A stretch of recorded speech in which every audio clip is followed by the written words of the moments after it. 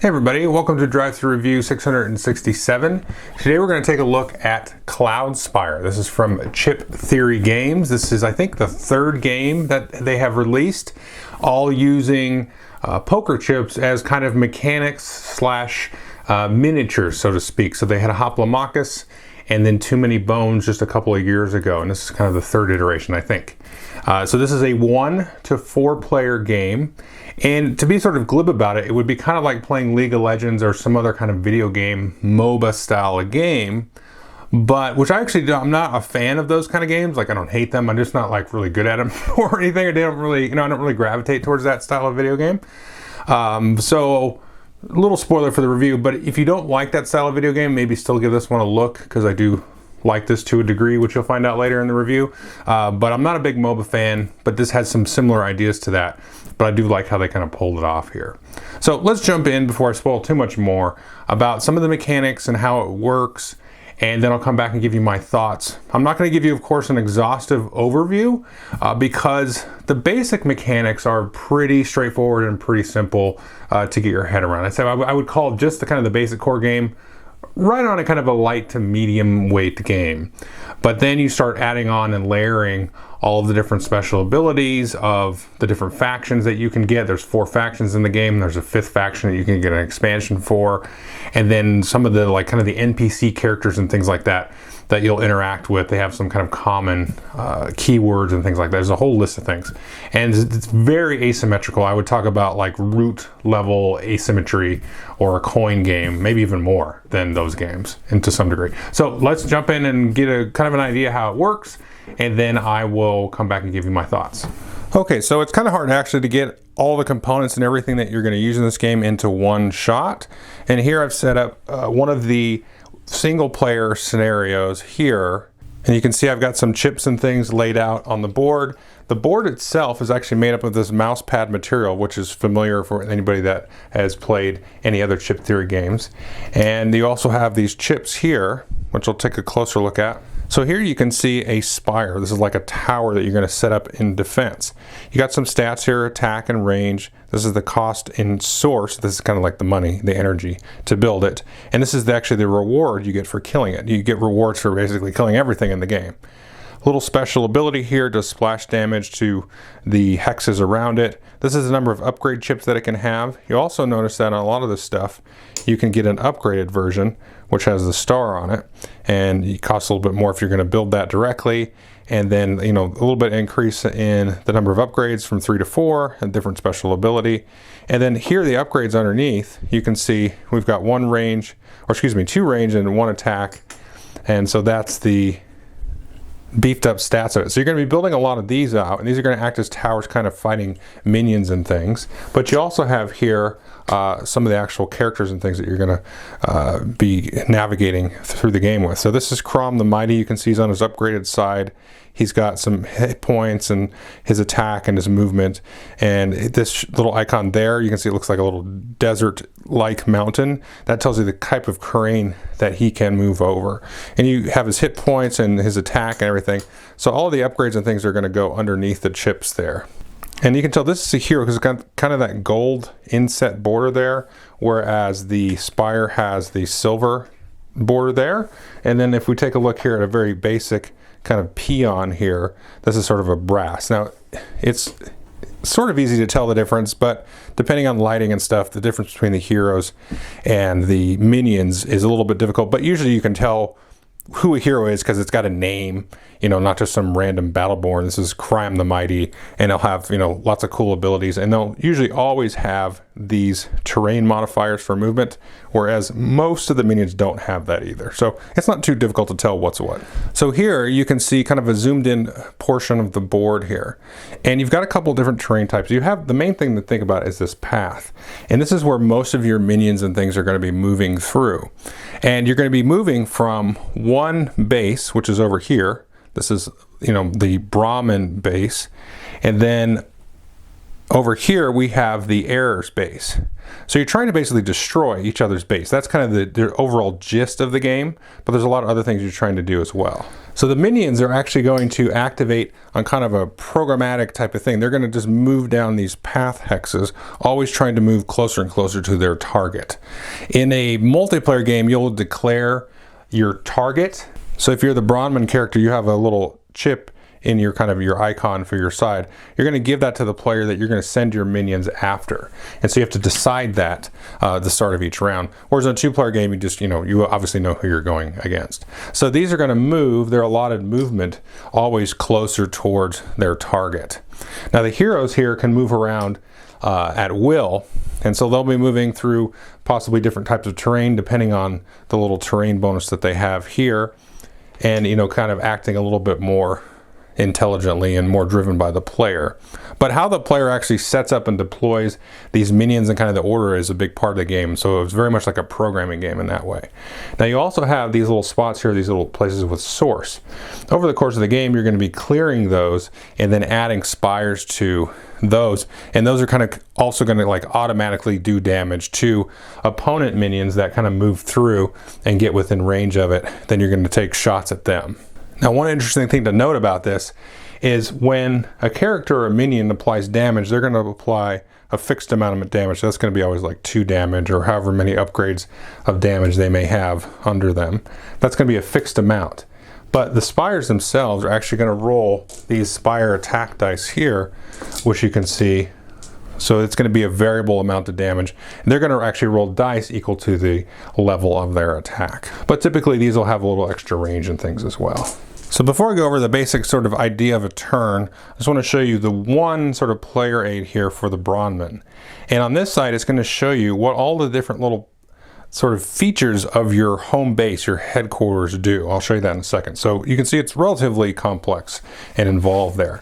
Now on the back side of that, we have some list of keywords in this table down here, and these are the different talents you can get. And this gives you an idea of, what these special keywords do.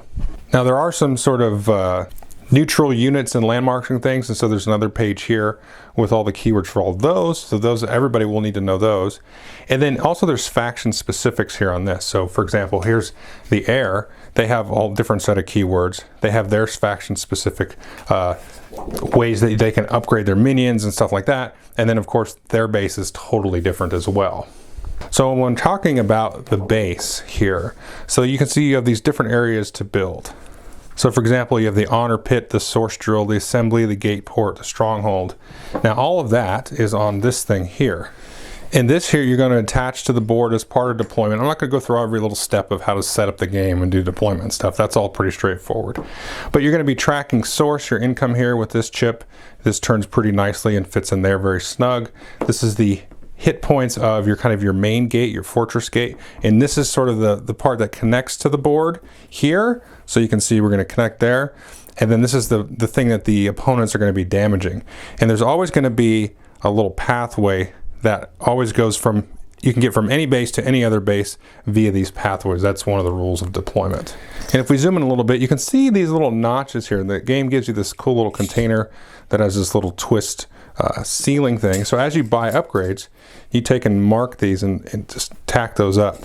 And then so you can see, like, looking at your player aid, like what, level 1 and level 2 do of the honor pit. And one thing that all of the different factions have is you can see these little slots here for dice. So the different dice here, so you've got the honor dice. And, oh no, actually mix those up. This is the assembly die, this is the honor die, and then you get an artillery die and stuff like that. And so as you start to get different upgrades, you get access to different dice, and you'll roll them at different times and then lock them in there, and that'll apply maybe to different units. In the particular case here of the Bronman, you can see, let's take an example here. We have this guy here, the Forsaken. Now he's a pretty strong character, 7 health, 4 attack, 2 movement. He's pretty expensive to deploy and so on. And he's got these 2 keywords, assault and unruly. Now to upgrade him, or sort of deploy him upgraded, he gets a little bit better, a little bit more health.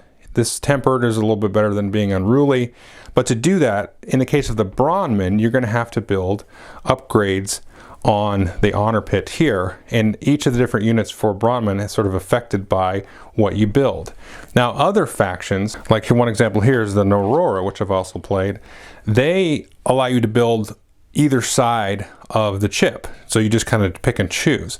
So you have to pay close attention to how these different upgrades work, how they're going to interact not only with your different minions here, but how they're also going to work with the different spires. Sometimes you need to do certain things to get access to these upgraded sides of the different spires and so on. And it's going to work all the factions seem to work very, very differently. So let's kind of just go through the basics of the turn here. This player aid is pretty much all you need to kind of know about the basic core rules of the game and how it's going to work. Just a couple of different phases. You'll play sort of this onslaught phase a few times over and over, and then typically you're going to play those in 4 waves or 4 rounds. But that can vary, and the game can end early as well if you knock somebody's tower down. So you can see here the first thing you're going to do is do an event phase. You don't do that in the first round. Now if you're playing kind of the typical game, you'll have a large deck of event cards and there's a ton in there. Or sometimes if you'll have a scenario and it'll tell you to roll a die and then it'll tell you the event that happens, so you can get kind of repeated events in that case. So that's going to kind of vary based on the gameplay. And then you're going to see here you're going to go into the income phase. And depending on which wave you're in, now this is sort of the standard payout, so you're going to get, everybody's going to get 5 source or 5 money, and then 5 command points for deployment. So money is for purchasing things, which I'll show you, and the deployment is kind of like the mustering cost, and it's going to slowly kind of go up over the course of the game. Now it could be that a scenario actually changes this up, and maybe you get no income, or you get more income or less income, and the amount of command points that are available will be different too. But this is kind of your basic payout there. So next we'll talk about the market phase and then the build phase. So in the market phase, players will be able to buy stuff from the market, and that's either from the stack of these kind of, like I call them terraforming tiles, or you have these chips here that have this sort of neutral back on them. And you always have a certain number of chips, the number of players plus 1, and then one of these is always face up. Now this always costs you 2 source to buy, and only one of these can be bought per round. So once one player buys that, and then that's it. Nobody else can buy a tile like this, but everybody else has a chance here to buy these things. And these are just like neutral units and so on. You can see this is an anarchist. He's pretty cool. He gets 3 health and 5 attack, which is huge. But I believe it's on a 5 or a 6. You roll at the start of each onslaught phase, and then he'll just bugger out and leave you. And he's really cheap too. So yeah, he's an interesting guy. He can go and smash face and just be ridiculous, but you can then just lose him before you get to do anything with him. And there's things like, here's an upgrade, equipment upgrade you can give somebody flying, and so on. Now when you buy these here, the chips, they go kind of off to the side, and then you can deploy them in the build step, which we'll talk about in a second. And then as well, you can put these out onto the board. And the thing you have to keep in mind with these is you cannot break up the path. So there's always like a path element on these, and you can't like cut off a path completely, though you can reroute it to great effect. And you can see a lot of these have these little source things, so you can put on one of your towers, and so you can kind of reroute the path theoretically to make folks sort of drive by more of your towers and get more shots off on them, and just kind of, like lay traps and stuff. So it's pretty cool. So after the market phase, everybody buys something, then we have the build phase. And now is this point you can kind of do this simultaneously, although sometimes you kind of need to see who's doing what in turn order. Now let's just say I purchased this anarchist previously, so he's gone off to the side. If I purchased any other heroes or spires, they would be off to the side, and I could deploy them for free. Now remember, we talked about here the CP, the 5 CP. So this is the cost you have to deploy things. And the game comes with these cool trays where you can organize your chips. So I've got my spires in the back, my heroes in the front. So if Cram hadn't been deployed here, he would be up front, and then all my minions here are grouped there. And remember, of course, these are double-sided. So you have dispatch on that side, and then the upgraded one on that side. So everybody gets a tray like this, and I should, since we're talking about the components here, I mean, all the chips and things come in these cool trays. So it's just very easy to organize, everything on the table. So here we're again looking at the command points. So remember here, this is the source cost to build that there. And then, so if we're going to build spires and things, or we're going to build the upgrades on our boards here, and remember, we're going to mark all these here. So these all have a source cost. So everybody's going to kind of do that simultaneously, or sometimes it matters, but a lot of times it doesn't matter. And then we're going to go into the prep phase, and at that point we're going to talk about the CP here. This is a yellow number there, so that's the CP. And then any of these things that you bought earlier in the market phase, you don't have to pay any CP for, so they can just go straight out. And then you just spend up to your CP and deploy these in different stacks on the board. You're going to push these out here into your kind of fortress gate area. And there's a couple of ways you can do it. So let's just take an example here. Let's say I've got these 2 Harriers here. So I've got these 2 Harriers, and let's pretend I'm able to deploy them upgraded. So I can deploy them separately. See, they each have 2 hit points, or I can deploy them as a group. So let's say I want to deploy them as a group. What we're going to do is we're going to take them and stack them together. We're going to put hit points for the one that's on top underneath the whole group like this. So as they move around, they're going to be moving around as a whole group. Whereas if I deployed them separately, I would put the hit points under each of them like that. So first this guy would move, and then this guy would move here, but he would get stuck because minions can't move through anything like that. So the thing is so you got to kind of figure out and kind of guess what your opponent's going to do in terms of who you're going to put in the certain position and order. Now, if you have a hero, like let's say we have here Krim right there.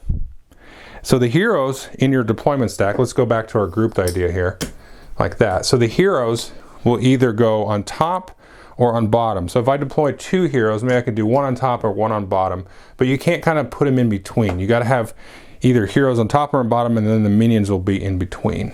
And the other thing is, so obviously, so when this group gets attacked and killed, right? So he has his 2 hit points there. You can see that. Those are going to go away. He's going to die, right? He's dead. And then this next guy is going to appear, and we'll, at that instant that he dies, we'll put the other 2 chips underneath there, and he'll just keep moving wherever he happened to be on the board there. So there's a real, it doesn't really seem that important the first time you play it, but then you kind of get the idea of like when it's important to group or not group. So after that prep phase, everybody creates their stacks on their gates. You're going to go through a series of onslaught phases until basically there's no minions left on the board. Because again, the minions are going to automatically move closer to whoever their target is. And then the heroes are going to move kind of freeform based on player decision. So the onslaught phase is broken out really quickly here. Start of your turn. So at this point, you can build or upgrade spires, the little towers that you might have in play at the start of each of your onslaught phases. But you can only do that twice per the whole round. And the little mats here give you this thing to track it. You can see these 2 holes at the bottom. Everybody gets that. So maybe at the start of my first turn, I kind of see what you did, and then I spend some money to upgrade my spire.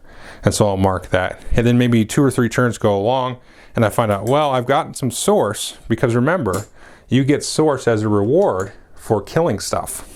So maybe I've killed like this high-rise or something else. So I've got some extra money now, and I want to spend a bunch of money just to build a brand new tower and have some upgrades under it. And now I've used my second one for that round. So I can't do any kind of in-turn or in progress start of turn builds. And those are only for actually building and upgrading towers. You can't, at this point, upgrade anything on your base or mark any of these types of things there. That's only in the build phase earlier. So that's start of turn. Usually there's nothing there, or you build something. Then it's movement. So at this case as well, you either move a hero and then you move all of your minions, or you move all your minions and then you move a hero. So you can't go like hero, minion. Heroes either move all before or all after, or vice versa, but in between is all the minion movement. And again, the minion movement is automatic. After all your movement, any enemy spires that can have range to your people will attack them. And again, they're rolling dice, they're not doing direct hits, so they might miss, they might give 2 damage to you. That's on one of the sides. So all the spires are going to attack, and then you can explore, which I'll talk about now, and then you can attack each other. And again, that's you apply that damage directly. There's a bunch of different special abilities and effects that will affect that, and range and all that kind of stuff. Now, what does explore mean? Well, at the start of the game, these little source spots, and usually there's 2 source spots on each of these sort of pieces, but there's this one special one that just has 1. That's usually in the center of the board on kind of your basic head-to-head game. But depending on how the map has you set it up, usually there's 2 except for this one. And then you have these different sort of landmarks, and you see they have, this is the back, kind of shows you sort of the type of terrain or the type of location it is. And so you've got swamps and like ruins and little towers and stuff. And when you set up the game, typically you're going to take the swamps, kind of shuffle them up, and then put them face down here on the source that's closest to each player's base. And then you're going to mix all of these up back together and then put, again, landmarks on each of these. So when you get to the explore phase, any minions and stuff that are next to exploration tokens or heroes, then you can take and look at this and you can see, okay, what's this here? Oh, this is a rogue grizzled oak, 6 health, 2 attack, 2 movement, and you get here a reward of building a spire. These icons are a little tricky. Yeah, that's a spire one. There's another one. Sometimes that will give you access to these relic cards, which are really cool and relatively rare to come by. These are going to be kind of big global effects, and there's a bunch of these that do really cool stuff. But you're going to take a look at that, and then you can decide, oh, I'm going to put that down. Sometimes it'll force you to reveal it. And then as you sort of move around and fight these, and again, minions have to fight. They just kind of move and they're dumb and they just move and fight whatever they can. But you're trying to basically clear these off, and then now you've uncovered a spot for you to build one of your towers. So if you got like this slingshot here or whatever, then you're trying to clear space for that. And then kind of slowly over the course of the map, as you start to get more and more influence and stuff like that, and you have, you know, sort of a territory control thing by having your spires, you can get access to other source locations on tiles next to it and all that kind of fun stuff. But what you're doing is exploring these, trying to clear them off before your opponent, hopefully not running into anything that's going to, you know, sort of hamper or get in your way too bad, and then deal with that. And then generate, hopefully, source and other rewards that you can spend over the course of the game. And then you kind of move along back and forth and do the next wave after wave. So that's a really basic, a little clunky overview of the game. But what you're doing is you're buying stuff at the market, you're deploying units, smashing them together. That's going to generate money and source, and then you're trying to sort of outmaneuver and outfox and outprogram your opponents and try to destroy, you know, their tower before they destroy yours, or if you're playing some other scenario like trying to complete some other kind of objective. That's a real basic high-level overview. If you want like a real meticulous kind of walkthrough, the Chip Theory folks have their own video that is kind of jumps in and teaches as it plays. So that's probably a good watch, but the rulebook I found was actually pretty straightforward. I'll talk more about that in the review, but I think it was okay. Okay, so that is Cloudspire. Now let's go over my 3 pillars of reviews. And first we'll talk about player count and play time. They kind of go hand in hand, I expect. Now player count, I've only played it 1 and 2 player. I've not played it 3 or 4 player. I really liked it 1 player, actually. I was pretty surprised. And I really like it 2 player. I honestly don't know which I like better.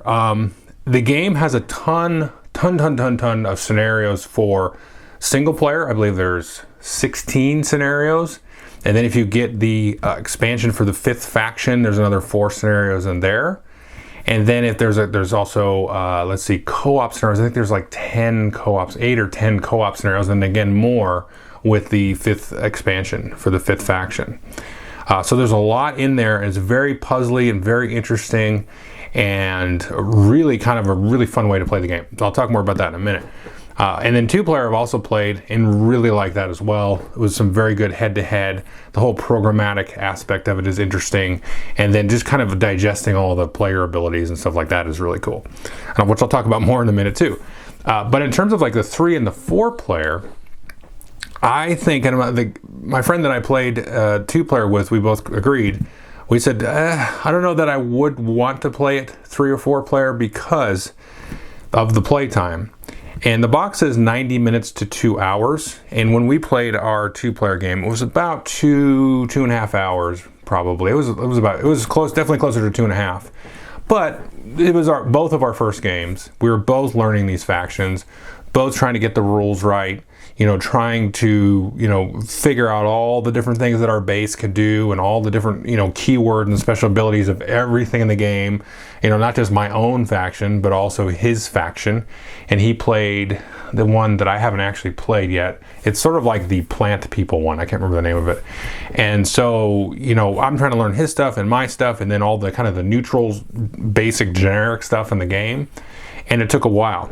But the playtime, for me, coming back and having played it a couple times, single player dropped immensely, because I got kind of the gist of the game, the overall general flow, and then I kind of knew all the different special keywords and abilities. And you kind of start to like intuit what this is. I'm like, oh, okay, yeah, that does that. That's basically in the ballpark of what I thought. And so the playtime is going to drop. So coming back to the 3 and 4 player count, I think that I would play it 3 or 4 player with people that have played it, a couple of times beforehand, because it's still going to go long, because there's more players and there's just going to be more like stress at the table based on what everybody's doing. But as long as folks are kind of somewhat familiar with the factions and stuff, like I have zero desire to play this 3 or 4 players with anybody that hasn't played it again at all. I don't have time for it. Like, I really don't want to sit through that. It's going to be a slog. It's going to be a headache. It's going to be like pulling teeth. And I'm not sure if they're going to like it, because it's their first time. You never know. And so I'm not going to want to do that. I am going to want to play this with people that have played it and they know they like it and stuff like that. So I would recommend 3 and 4 player, take a grain of salt with that. But I think if you get into the game and like it, then if you find other people like it, then 3 and 4 players seems like it would be really cool. Now, 3 player might be the sort of exception there, because it's kind of the 2 players against 1 thing maybe happens a little bit. And in 4 players, you could do 2 versus 2 as teams, where you just have to only destroy one of the opposing team's towers. And you both can't send your minions to the same tower. Like, it's just a rule. You can't just double up on somebody and just crush them. So you have to both send to separate towers, but there's going to be some planning and stuff like that. So I'm curious. Like I said, I would play it. The time is going to be increased, so I don't know that I get it played at 3 and 4 player. But enough about that in player count and time. Last thing about that is, like I said, my play time did come down as I started to play some of the single player scenarios and get an idea of better how to play games. So I was playing really quickly, like within an hour, really quickly.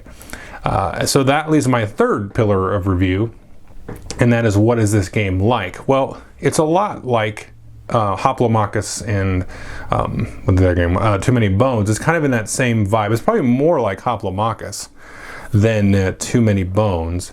But for me, so I found those games to be somewhat abstract in a lot of ways. Well, not so much Hoplomachus, but so I don't really want to talk about but to me, this is kind of like this is definitely the pinnacle of the chip theory games for me, Cloudspire. So this is not as abstract. The battlefield isn't, it's not just like a 2-player, it's not like you're just playing Magic the Gathering, but with chips. You know what I mean? Those other games kind of feel like that, where it's just, okay, 2-player head-to-head battle game, whoopity-doo.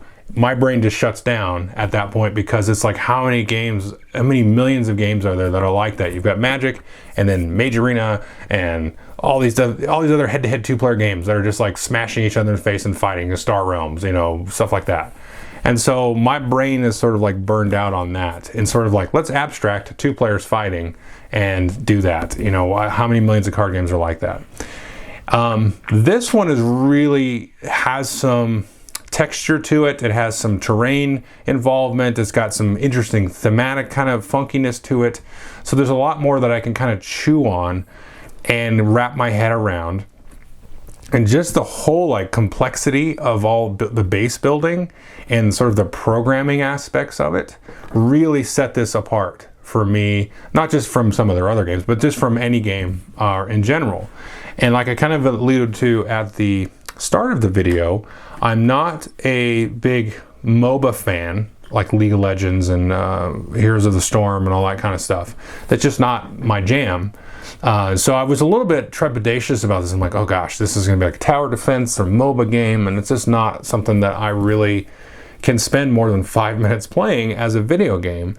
But for me, it really, really works as a turn-based, physical tabletop game because of that programmatic aspect. And, do I group my minions together, send them as a wave, kind of protecting maybe this other one that, this other guy's going to run and he's going to smash, he's going to get whittled down, he's going to sort of act as sort of chaff and sort of a buffer to protect the unit that's underneath it.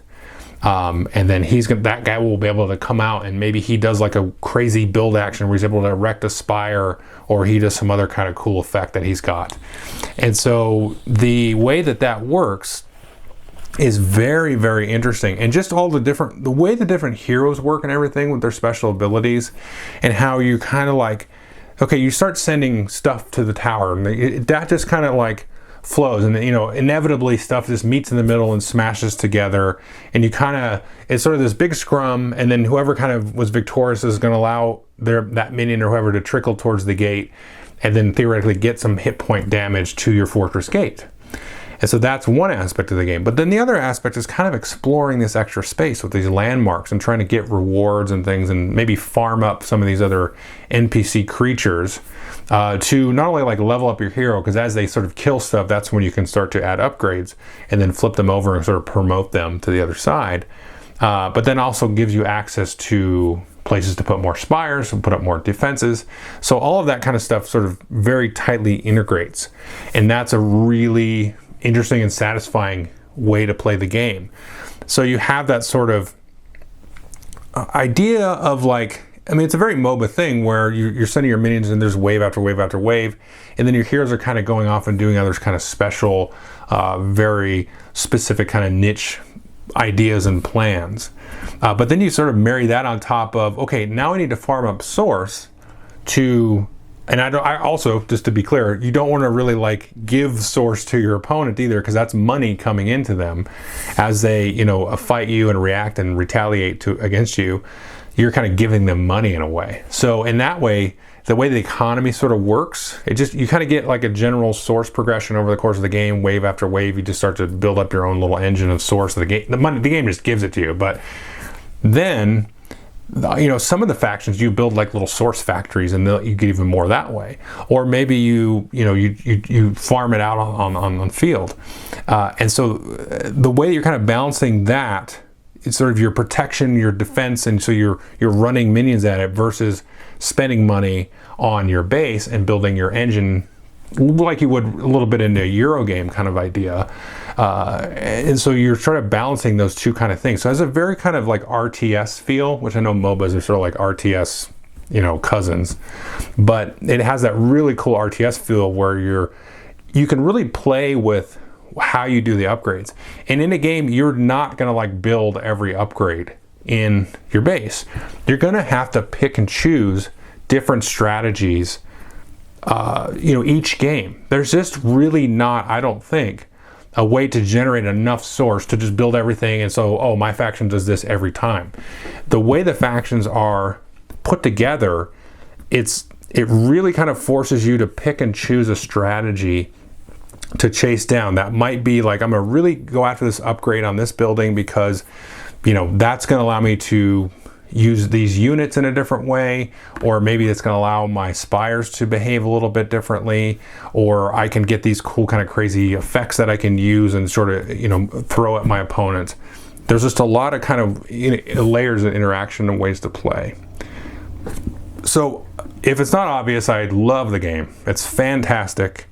The components and everything are fantastic. The mouse pad and all the chips is really kind of an ingenious way, I think, that they've sort of come at. Especially with this game. Like, to me, this game is really sort of a step apart from their other games. And just the tactileness and the accessibility and the readability is what I should say of like what's happening on the battlefield, as you can see the different stacks and everything, and sort of the pleasingness of it. And like I mentioned a little bit here, like all of these like little containers and stuff just makes setting the game up very, very easily. Something that would be fiddly probably without all these chips, because you got all these trays and everything's very tactical and colorful and bright and like I said, readable. So a game that is this complex is very quick and easy to set up. So you still have that kind of barrier to entry of kind of learning all the factions and the abilities and everything, but at least you don't really have to, every time you play the game, punch out, sort all this stuff and baggy, get the bags out, blah, blah, blah, all that kind of stuff. It's very snappy and easy to set up. I mean, it even has this little, container with a screw with these little pegs that were just like, this should be a really fiddly thing. And it's like, oh no, they just put this little plastic container with a lid that screws on. And it's like, whoa, that's cool. So the game is a little bit on the pricey end. I think it's like $120 US. But I think you're getting what you pay for here. in terms of quality of component art, and like I kind of hope I alluded to in terms of the gameplay. So I definitely recommend it. High recommendation. I'm really happy and surprised I liked it so much, because like I was saying, like this kind of game can be a little bit abstract for me, but they've given you this, they've kind of filled out and rounded out the world here. And so it was really cool. And so that's kind of the review. Just one kind of tangent thought I had when I've been playing this is the campaign is neat, because you play through like a whole kind of story, which I haven't played through, and I've only gotten through the Bronman parts of it, but then you'll switch factions, and so like the way the story works and the way that you how well you succeed or lose at a scenario is going to keep you from progressing or activating certain things in the next scenario and stuff. So there's a real kind of interesting theme and world here that kind of builds up through some of the narrative and stuff that they tack on to the scenarios as well. So that's an interesting thing. But this map and everything got me really thinking of like, well, it'd be really cool if they did like a civilization style game or some kind of empire building game that wasn't necessarily like a MOBA style game, but you could go out and build out little buildings that could be chips and stuff. I don't know, but that's kind of more my jam in terms of a game. And this is really kind of typically not my jam as far as like 2-player head-to-head just to smash each other in the face a whole bunch. Like that's, if it's abstract, obviously, if you watch my channel enough, if there's miniatures in a world and stuff that I can build or whatever, some dank, dungy science fiction hallway, then, I get a little bit more into it. Where if it's abstracted, my brain shuts off. But this is good. I think there's enough texture and stuff here that I could see sort of like a revisit to this kind of world and stuff, and using some of these kind of mechanics and the physicality of this to work on some of more Empire things. Anyway, that last part's kind of a tangent, because I was like, oh, I really would like to play a civilization game that's like a bunch of chips. That would be neat, and buildings and crap that you could stack. So anyway, high recommend Cloudspire. Definitely take a look at it. It's expensive. If you got somebody you can go in on it with or whatever, or give a chance to try it with somebody else before you outlay the money, definitely recommend that. So thanks.